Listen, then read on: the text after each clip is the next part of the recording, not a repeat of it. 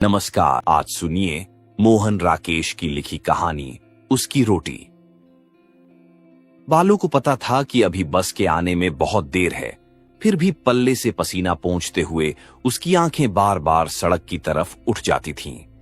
Nakodar road के उस हिस्से में आसपास कोई छायादार पेड़ भी नहीं था। वहां की जमीन भी बंजर और ऊबड़ खाबड़ थी। खेत वहां से 30-40 गज के फासले से शुरू होते थे और खेतों में भी उन दिनों कुछ नहीं था। फसल कटने के बाद सिर्फ जमीन की गोड़ाई ही की गई थी, इसलिए चारों तरफ बस मटियालापन ही नजर आता था।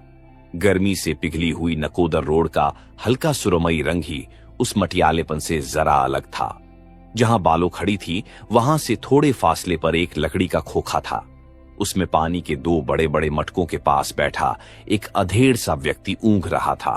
ऊंघ में वह आगे को गिरने को होता तो सहसा झटका खाकर संभल जाता, फिर आसपास के वातावरण पर एक उदासी सी नजर डालकर और अंगोछे से गले का पसीना पोंछकर वैसे ही ऊंघने लगता।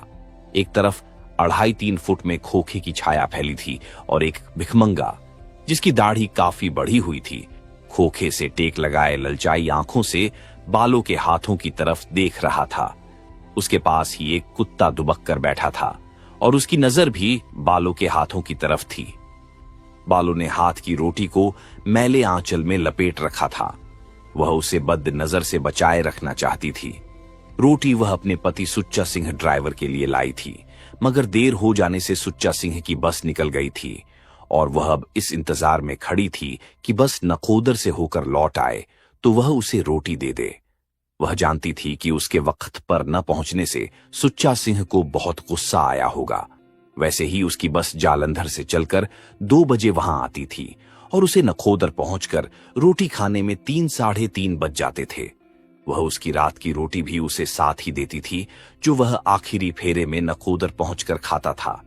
7 दिन में 6 दिन सुच्चा सिंह की ड्यूटी रहती थी और 6 दिन वही सिलसिला चलता था। बालो 1-1:15 बजे रोटी लेकर गांव से चलती थी और धूप में आधा कोस तय करके 2 बजे से पहले सड़क के किनारे पहुंच जाती थी। अगर कभी उसे 2-4 मिनट की देर हो जाती तो सुच्चा सिंह किसी न किसी बहाने बस को वहां रोके रखता, मगर उसके आते ही उसे डांटने लगता कि वह सरकारी नौकर है, उसके बाप का नौकर नहीं कि उसके इंतजार में बस खड़ी रखा करे। वह चुपचाप उसकी डांट सुन लेती और उसे रोटी दे देती, मगर आज वह 2-4 मिनट की नहीं 2-2.5 घंटे की देर से आई थी। यह जानते हुए भी कि उस समय वहां पहुंचने का कोई मतलब नहीं, वह अपनी बेचैनी में घर से चल दी थी। उसे जैसे लग रहा था कि वह जितना वक्त सड़क के किनारे इंतजार करने में बिताएगी, सुच्चा सिंह की नाराजगी उतनी ही कम हो जाएगी। यह तो निश्चित ही था कि सुच्चा सिंह ने दिन की रोटी नकोदर के किसी तंदूर में खा ली होगी, मगर उसे रात की रोटी देना जरूरी था और साथ ही वह सारी बात बताना भी, जिसकी वजह से उसे देर हुई थी। वह पूरी घटना को मन ही मन दोहरा रही थी और सोच रही थी कि सुच्चा सिंह से बात किस तरह कही जाए कि उसे सब कुछ पता भी चल जाए और वह खामखाह तैश में भी न आए। वह जानती थी कि सुच्चा सिंह का गुस्सा बहुत खराब है और साथ ही यह भी कि जंगी से उलटा सीधा कुछ कहा जाए तो वह बगैर गंडासे के बात नहीं करता। जंगी के बारे में बहुत सी बातें सुनी जाती थीं। पिछले साल वह साथ के गांव की एक मेहरी को भगाकर ले गया था और न जाने कहां ले जाकर बेच आया था। फिर नकोदर के पंडित जीवाराम के साथ उसका झगड़ा हुआ तो उसे उसने कत्ल करवा दिया। गांव के लोग उससे दूर दूर रहते थे, मगर उससे बिगाड़ नहीं रखते थे। मगर उस आदमी की लाख बुराइयां सुनकर भी उसने यह कभी नहीं सोचा था कि वह इतनी गिरी हुई हरकत भी कर सकता है कि 14 साल की जिंदा को अकेली देखकर उसे छेड़ने की कोशिश करे। वह यूं भी जिंदा से तिगुनी उम्र का था और अभी साल भर पहले तक उसे बेटी बेटी कहकर बुलाया करता था, मगर आज उसकी इतनी हिम्मत पड़ गई कि उसने खेत में से आती जिंदा का हाथ पकड़ लिया। उसने जिंदा को नंती के यहां से उपले मांग लाने को भेजा था।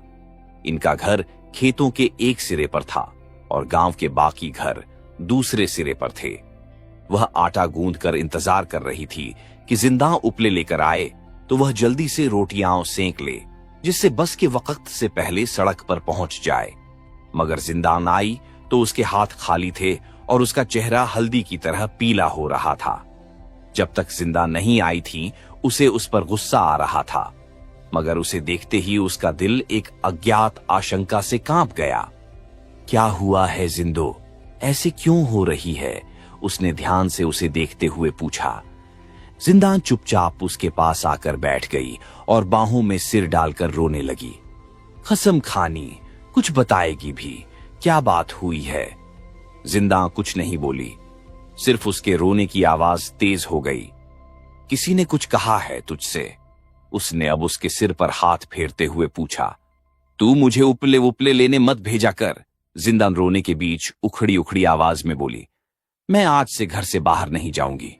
मुआ जंगी आज मुझसे कहता था, और गला रूंध जाने से वह आगे कुछ नहीं कह सकी। क्या कहता था जंगी तुझसे? बता। बाल, वह जैसे एक बोझ के नीचे दबकर बोली। कसम खानी, अब बोलती क्यों नहीं? वह कहता था। जिंदा सिसकती रही।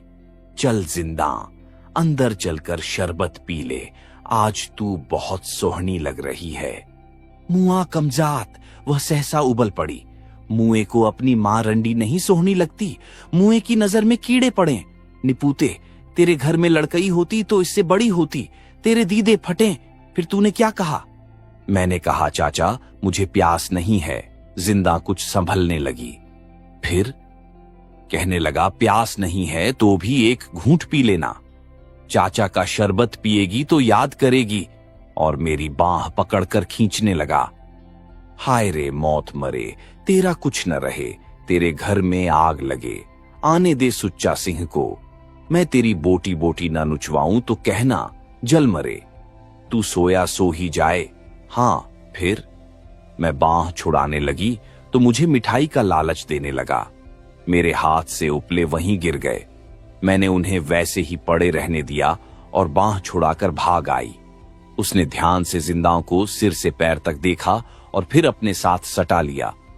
और तो नहीं कुछ कहा उसने? जब मैं थोड़ी दूर निकल आई तो पीछे से ही करके बोला, बेटी तू बुरा तो नहीं मान गई? अपने उपले तो उठाकर ले जा। मैं तो तेरे साथ हंसी कर रहा था, तू इतना भी नहीं समझती? चल आ इधर। नहीं आती तो मैं आज तेरे घर आकर तेरी बहन से शिकायत करूंगा कि जिंदा बहुत गुस्ताख हो गई है। कहां नहीं मानती। मगर मैंने उसे न जवाब दिया न मुड़क कर उसकी तरफ देखा, सीधी घर चली आई। अच्छा किया, मैं मुए की हड्डी पसली एक कराकर छोड़ूंगी। तू आने दे सुच्चा सिंह को, मैं अभी जाकर उससे बात करूंगी। इसे यह नहीं पता कि जिंदान सुच्चा सिंह ड्राइवर की साली है।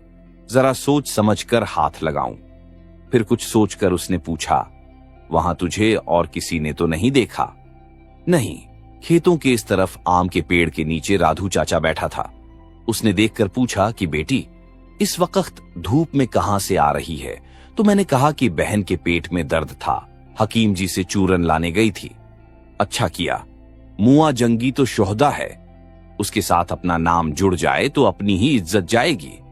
उस सिर जले का क्या जाना है, लोगों को तो करने के लिए बात चाहिए। उसके बाद उपले लाकर खाना बनाने में उसे काफी देर हो गई। जिस वक्त उसने कटोरे में आलू की तरकारी और आम का अचार रखकर उसे रोटियों के साथ खद्दर के टुकड़े में लपेटा, उसे पता था कि 2 कब के बज चुके हैं और वह दोपहर की रोटी सुच्चा सिंह को नहीं पहुंचा सकती। इसलिए वह रोटी रखकर इधर उधर के काम करने लगी। मगर जब बिल्कुल खाली हो गई तो उससे यह नहीं हुआ कि बस के अंदाजे से घर से चले। मुश्किल से 3:30-4 ही बजे थे कि वह चलने के लिए तैयार हो गई। बहन तू कब तक आएगी? जिंदा ने पूछा। दिन ढलने से पहले ही आ जाऊंगी, जल्दी आ जाना, मुझे अकेले डर लगेगा। डरने की क्या बात है? वह दिखावटी साहस के साथ बोली। किसकी हिम्मत है जो तेरी तरफ आंख उठाकर भी देख सके? सुच्चा सिंह को पता लगेगा तो वह उसे कच्चा ही नहीं चबा जाएगा। वैसे मुझे ज्यादा देर नहीं लगेगी, 7 से पहले ही घर पहुंच जाऊंगी। तू ऐसा करना कि अंदर से सांकल लगा लेना, समझी? कोई दरवाजा खटखटाए तो पहले नाम पूछ लेना। फिर उसने जरा धीमे स्वर में कहा, और अगर जंगी आ जाए और मेरे लिए पूछे कि कहां गई है तो कहना कि सुच्चा सिंह को बुलाने गई है, समझी? पर नहीं, तू उससे कुछ नहीं कहना, अंदर से जवाब ही नहीं देना, समझी? वह दहलीज के पास पहुंची तो जिंदा ने पीछे से कहा, बहन, मेरा दिल धड़क कर रहा है। तू पागल हुई है? उसने उसे प्यार के साथ झिड़क कर दिया। साथ गांव है, फिर डर किस बात का है? और तू आप भी मुटियार है, इस तरह घबराती क्यों है? मगर जिंदाओं को दिलासा देकर भी उसकी अपनी तसल्ली नहीं हुई। सड़क के किनारे पहुंचने के वक्त से ही वह चाह रही थी कि किसी तरह बस जल्दी से आ जाए, जिससे वह रोटी देकर झटपट जिंदाओं के पास वापस पहुंच जाए। वीरा, 2 बजे वाली बस को गए कितनी देर हुई है? उसने भिखमंगे से पूछा, जिसकी आंखें अब भी उसके हाथ की रोटी पर लगी थीं। धूप की चुभन अभी कम नहीं हुई थी, हालांकि खोखे की छाया अब पहले से काफी लंबी हो गई थी। कुत्ता प्याऊ के तख्ते के नीचे पानी को मुंह लगाकर अब आसपास चक्कर काट रहा था। पता नहीं भैना, भिखमंगे ने कहा, कई बसें आती हैं, कई जाती हैं, यहां कौन घड़ी का हिसाब है? बालो चुप हो रही। एक बस अभी थोड़ी ही देर पहले नकोदर की तरफ गई थी। उसे लग रहा था धूल के फैलाव के दोनों तरफ 2 अलग अलग दुनियाएं हैं। बसें एक दुनिया से आती हैं और दूसरी दुनिया की तरफ चली जाती है। कैसी होंगी वे दुनियाएं जहां बड़े बड़े बाजार हैं, दुकानें हैं और जहां एक ड्राइवर की आमदनी का 3/4 हिस्सा हर महीने खर्च हो जाता है। देवी अक्सर कहा करता था कि सुच्चा सिंह ने नकोदर में एक रखैल रख रखी है। उसका कितना मन होता था कि वह एक बार उस औरत को देखे। उसने एक बार सुच्चा सिंह से कहा भी था कि उसे वह नकोदर दिखा दे, पर सुच्चा सिंह ने डांट कर जवाब दिया था, क्यों, तेरे पर निकल रहे हैं, घर में चैन नहीं पड़ता? सुच्चा सिंह वह मर्द नहीं है कि औरत की बांह पकड़कर उसे सड़कों पर घुमाता फिरे। घूमने का ऐसा ही शौक है तो दूसरा खत्म कर ले, मेरी तरफ से मुझे खुली छुट्टी है। उस दिन के बाद वह यह बात जबान पर भी नहीं लाई थी। सुच्चा सिंह कैसा भी हो, उसके लिए सब कुछ वही था। वह उसे गालियां दे लेता था, मार पीट लेता था, फिर भी उससे इतना प्यार तो करता था कि हर महीने तनख्वाह मिलने पर उसे 20 रुपए दे जाता था। लाख बुरी कहकर भी वह उसे अपनी घरवाली तो समझता था। जबान का कड़वा भले ही हो, पर सुच्चा सिंह दिल का बुरा हरगिज नहीं था। वह उसके जिंदाओं को घर में रख लेने पर अक्सर कूढ़ा करता था, मगर पिछले महीने खुद ही जिंदा के लिए कांच की चूड़ियां और 2.5 गज मलमल लाकर दे गया था। एक बस धूल उड़ाती आकाश के उस छोर से इस तरफ को आ रही थी। बालों ने दूर से ही पहचान लिया कि वह सुच्चा सिंह की बस नहीं है। फिर भी बस जब तक पास नहीं आ गई, वह उत्सुक आंखों से उस तरफ देखती रही। बस प्याऊ के सामने आकर रुकी। एक आदमी प्याज और शलगम का गट्ठर लिए बस से उतरा। फिर कंडक्टर ने जोर से दरवाजा बंद किया और बस आगे चल दी। जो आदमी बस से उतरा था, उसने प्याऊ के पास जाकर प्याऊ वाले को जगाया और चुल्लू से 2 लोटे पानी पीकर मूछें साफ करता हुआ अपने गट्ठर के पास लौट आया। वीरा, नकोदर से अगली बस कितनी देर में आएगी? बालों ने 2 कदम आगे जाकर उस आदमी से पूछ लिया। घंटे घंटे के बाद बस चलती है माई, वह बोला। तुझे कहां जाना है?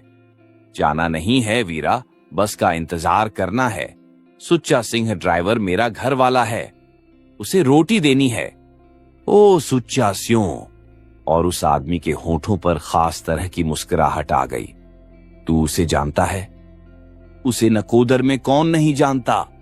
बालों को उसका कहने का ढंग अच्छा नहीं लगा, इसलिए वह चुप हो रही। सुच्चा सिंह के बारे में जो बातें वह खुद जानती थी, उन्हें दूसरों के मुंह से सुनना उसे पसंद नहीं था।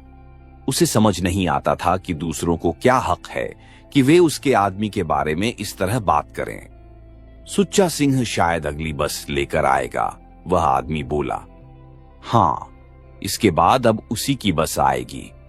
बड़ा जालिम है जो तुझसे इस तरह इंतजार कराता है। चल वीरा, अपने रास्ते चल, बालो छिड़कर बोली। वह क्यों इंतजार कराएगा? मुझे ही रोटी लाने में देर हो गई थी, जिससे बस निकल गई। वह बेचारा सवेरे से भूखा बैठा होगा। भूखा? कौन सुच्चा स्यों? और वह व्यक्ति दांत निकालकर हंस दिया। बालों ने मुंह दूसरी तरफ कर लिया। या साईं सच्चे, कहकर उस आदमी ने अपना गट्ठर सिर पर उठा लिया और खेतों की पगडंडी पर चल दिया। बालों की दाईं टांग सो गई थी। उसने भार दूसरी टांग पर बदलते हुए एक लंबी सांस ली और दूर तक के वीराने को देखने लगी। न जाने कितनी देर बाद आकाश के उसी कोने से उसे दूसरी बस अपनी तरफ आती नजर आई। तब तक खड़े खड़े उसके पैरों की एड़ियां दुखने लगी थीं। बस को देखकर वह पोटली का कपड़ा ठीक करने लगी। उसे अफसोस हो रहा था कि वह रोटियां कुछ और देर से बनाकर क्यों नहीं लाई, जिससे वे रात तक कुछ और ताजा रहती। सुच्चा सिंह को कड़ाह प्रसाद का इतना शौक है, उसे क्यों यह ध्यान नहीं आया कि आज थोड़ा कड़ाह प्रसाद ही बनाकर ले आए। खैर, कल गुरपर्व है, कल जरूर कड़ाह प्रसाद बनाकर लाएगी। पीछे गर्द की लंबी लकीर छोड़ती हुई बस पास आती जा रही थी। बालों ने 20 गज दूर से ही सुच्चा सिंह का चेहरा देखकर समझ लिया कि वह उससे बहुत नाराज है। उसे देखकर सुच्चा सिंह की भौवें तन गई थीं और निचले होंठ का कोना दांतों में चला गया था।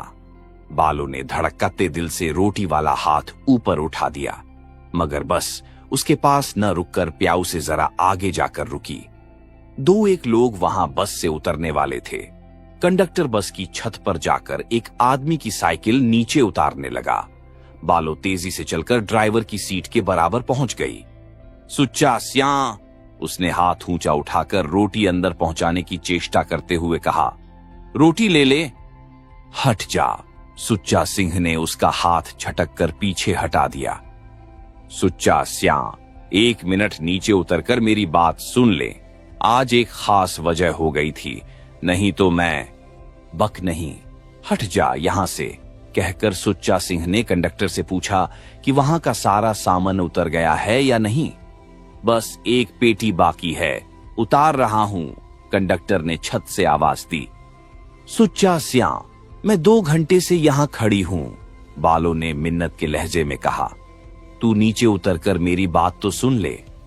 उतर गई पेटी? सुच्चा सिंह ने फिर कंडक्टर से पूछा। हां चलो, पीछे से कंडक्टर की आवाज आई। सुच्चा स्यां, तू मुझ पर नाराज हो ले, पर रोटी तो रख ले। तू मंगलवार को घर आएगा तो मैं तुझे सारी बात बताऊंगी। बालों ने हाथ और ऊंचा उठा दिया। मंगलवार को घर आएगा तेरा? और एक मोटी सी गाली देकर सुच्चा सिंह ने बस स्टार्ट कर दी। दिन ढलने के साथ साथ आकाश का रंग बदलने लगा था। बीच बीच में कोई एकाध पक्षी उड़ता हुआ आकाश को पार कर जाता था। खेतों में कहीं कहीं रंगीन पगड़ियां दिखाई देने लगी थीं। बालों ने प्याऊ से पानी पिया और आंखों पर छींटे मारकर आंचल से मुंह पोंछ लिया। फिर प्याऊ से कुछ फासले पर जाकर खड़ी हो गई। वह जानती थी अब सुच्चा सिंह की बस जालंधर से 8-9 बजे तक वापस आएगी। क्या तब तक उसे इंतजार करना चाहिए?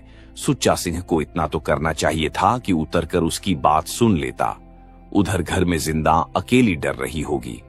मुआ जंगी पीछे किसी बहाने से आ गया तो सुच्चा सिंह रोटी ले लेता तो वह आधे घंटे में घर पहुंच जाती। अब रोटी तो वह बाहर कहीं न कहीं खा ही लेगा, मगर उसके गुस्से का क्या होगा? सुच्चा सिंह का गुस्सा बेजा भी तो नहीं है। उसका मेहनती शरीर है और उसे कसकर भूख लगती है। वह थोड़ी और मिन्नत करती तो वह जरूर मान जाता, पर अब प्याऊ वाला प्याऊ बंद कर रहा था। भिखमंगा भी न जाने कब का उठकर चला गया था। हाँ, कुत्ता अब भी वहां आसपास घूम रहा था। धूप ढल रही थी और आकाश में उड़ते चिड़ियों के झुंड सुनहरे लग रहे थे। बालों को सड़क के पार तक फैली अपनी छाया बहुत अजीब लग रही थी। पास के किसी खेत में कोई घबरू जवान खुले गले से माहिया गा रहा था। बोलन दी था कोई ना, जिहड़ा सानू ला दे दिता, उस रोग दा ना कोई ना। माहिया की वह लय बालों की रग रग में बसी हुई थी।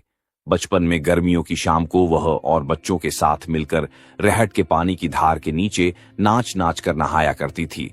तब भी माहिया की लय इसी तरह हवा में समाई रहती थी। सांझ के झुटपुटे के साथ उस लय का एक खास ही संबंध था।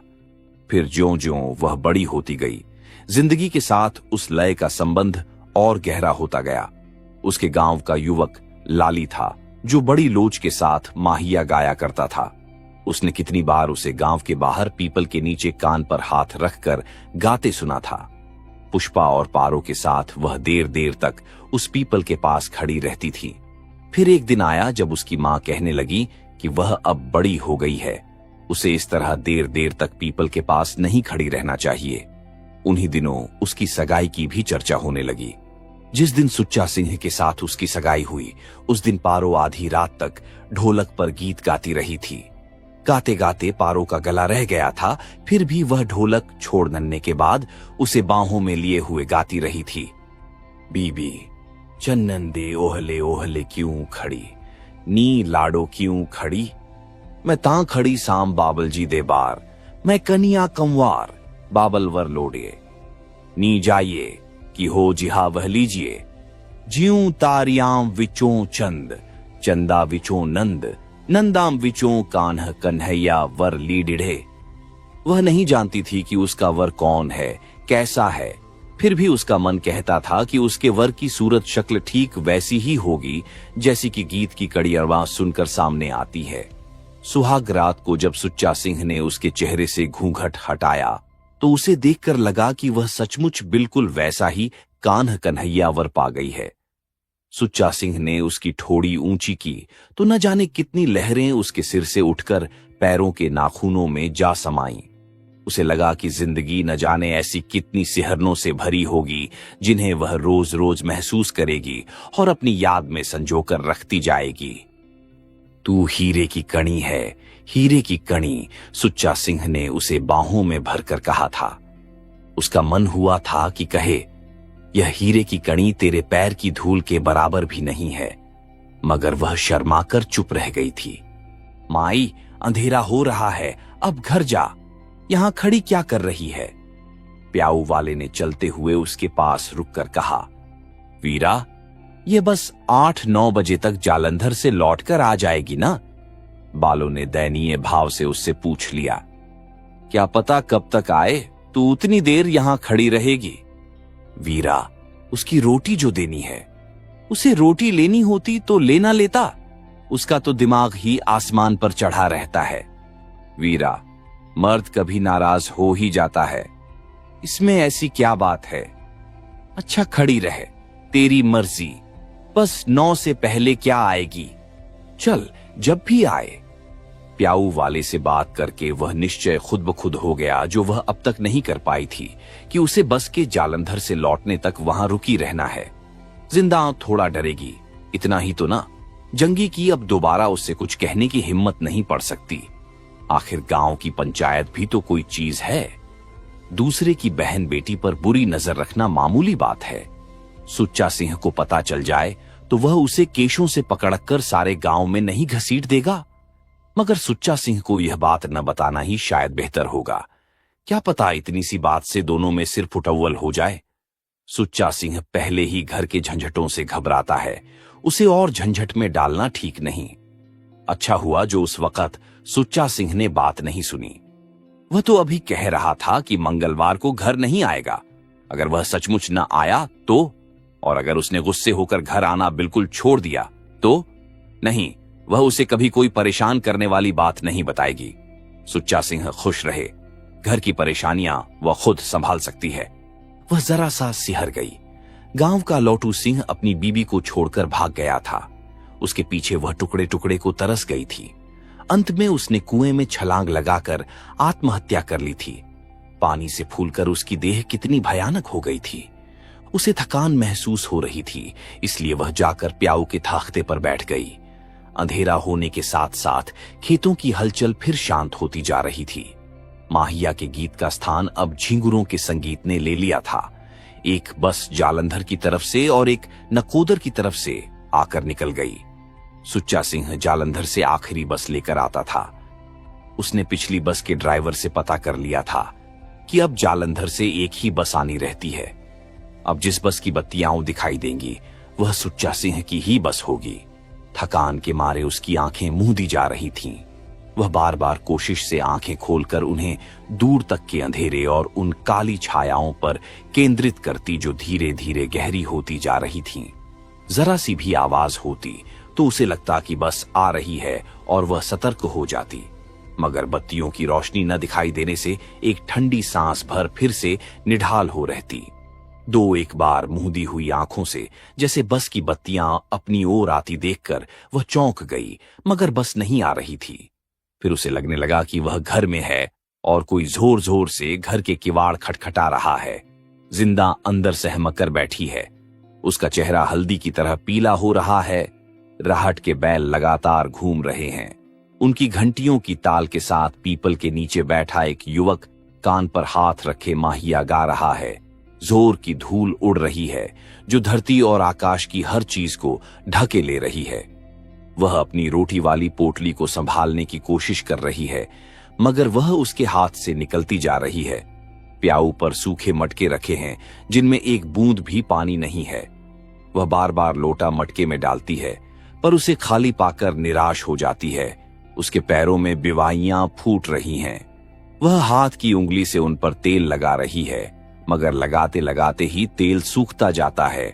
जिंदा अपने खुले बाल घुटनों पर डाले रो रही है। कह रही है, तू मुझे छोड़कर क्यों गई थी? क्यों गई थी मुझे छोड़कर?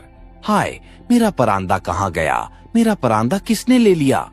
सहसा कंधे पर हाथ के छूने से वह चौंक गई। सुच्चा स्यां, उसने जल्दी से आंखों को मल लिया। तू अब तक घर नहीं गई? सुच्चा सिंह तख्ते पर उसके पास ही बैठ गया। बस ठीक प्याऊ के सामने खड़ी थी। उस वक्त उसमें एक सवारी नहीं थी। कंडक्टर पीछे की सीट पर ऊंघ रहा था। मैंने सोचा रोटी देकर ही जाऊंगी। बैठे बैठे झपकी आ गई।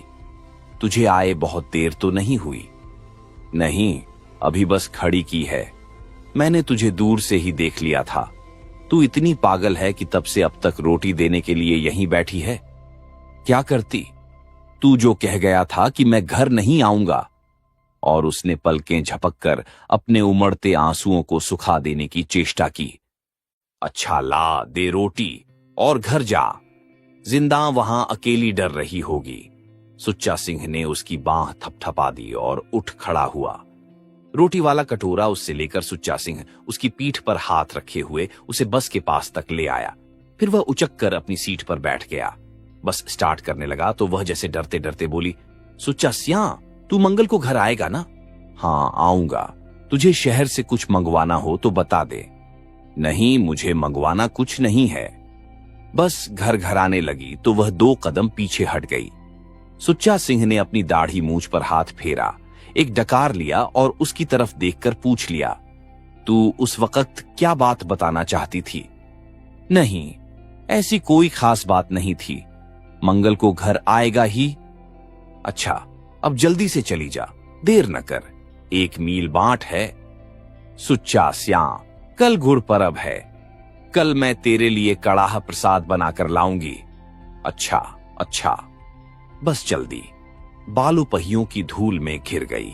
धूल साफ होने पर उसने पल्ले से आंखें पोंछ लीं और तब तक बस के पीछे की लाल बत्ती को देखती रही जब तक वह आंखों से ओझल नहीं हो गई।